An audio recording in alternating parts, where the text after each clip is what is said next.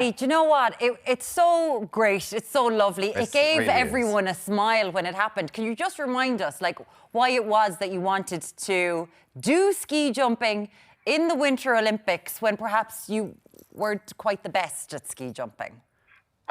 It was a little boy, really. When I was a little boy, I had this dream of going to Olympic Games. I didn't know that I was going to do it ski jumping. That was the way it turned out. I went skiing on a school ski trip, fell in love with the sport, and then I was in the wrong place at the wrong time in Lake Placid. I ran out of money. I couldn't carry on racing because I used to do slalom, GS, Super G.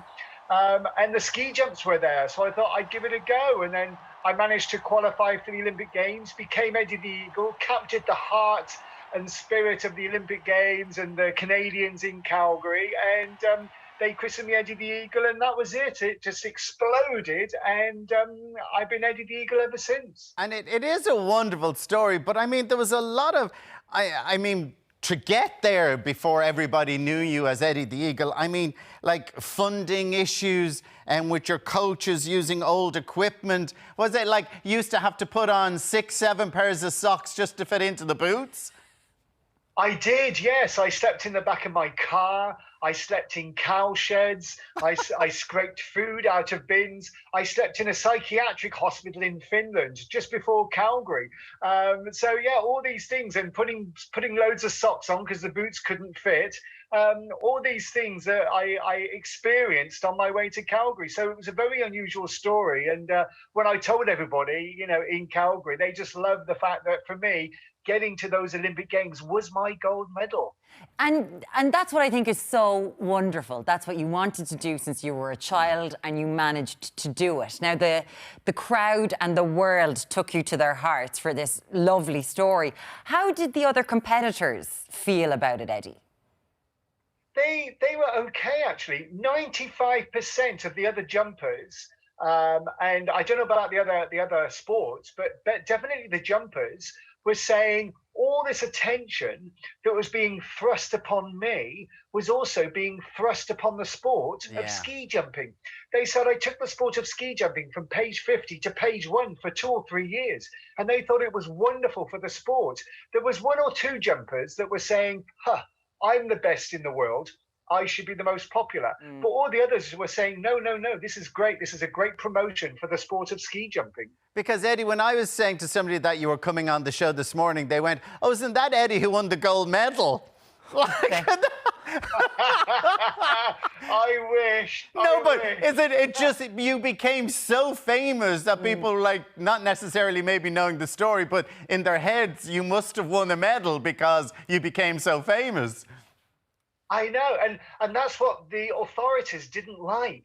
The International Ski Federation and the International Olympic Committee didn't like the fact that a guy who came 58th got more attention than the guy who won the gold medal. So they brought out these new rules, which effectively kicked me out of the sport and out of the Olympic Games. And in America, they call it the Eddie the Eagle rule. And, so tell us about... people think that I won a gold medal when I didn't. Tell us about that rule. Than the guy who won the gold medal. Tell us about that rule that they brought in then because of that. Oh, yes. The Eddie the Eagle rule is that for an athlete to go to the Olympic Games, you've got to be either ranked in the top 50 in the world at your sport, or be placed, I think it used to be in the top 50%, but I think it's now the top 30% of an international competition. And that was literally impossible for me to do. So they didn't directly ban me, but they indirectly banned me because of that new rule. And I couldn't meet the rule, and I was kicked out of the sport effectively. And great stories come from the Winter Olympics, because the same would have been true of the Jamaican bobsleigh team from Cool Runnings. What an amazing movie and a fantastic story, just like yours, because, you know, the world and its mother has seen Taron Egerton play Eddie the Eagle now in the movie. That must have been like, nice one. That's a good one. Oh, that was amazing. You know, when I went to Calgary 34 years ago, having a movie made about my life was not on my radar at all. And then, of course, they made Cool Runnings, which is a fantastic film made in the early 1990s. And I signed a deal to make my movie 23 years ago.